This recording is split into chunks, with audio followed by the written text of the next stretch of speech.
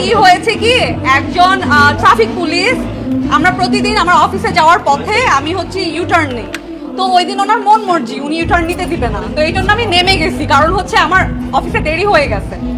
তো আমি যখন নেমে গেছি, কারণ অনেকটুকু পথ আবার ঘুরে আসতে হবে, তখন উনি, আমি ফার্স্টে মাস্ক পরা ছিলাম, উনি আমার সাথে মানে ওনার ক্ষমতার মিস ইউজ করার চেষ্টা করেছিলেন। অ্যান্ড উনি আমাকে মানে আমি যখন বলছি যে চলেন আপনার থানায় চলেন, আপনার ওসির সাথে কথা বলবো, তারপরে মহিলা ওসি আমার গলা শুনলেই আসলে চিনতে পেরেছেন।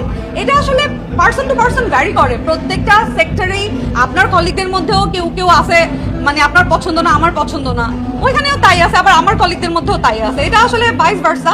বাট হ্যাঁ মানে আমার কথা হচ্ছে, আমি উনি যখন আমার সাথে মিসবিহেভ করছিল তখন আমি শুট করছিলাম, যে the way he was talking it was very inappropriate. তো তখন আমি যখন ওনাকে শুট করছিলাম, উনি বলছে এটা নাকি রাইট নাই আমার, তো আমি এটা জানার জন্য বলেছিলাম যে এটা রাইট আছে কিনা।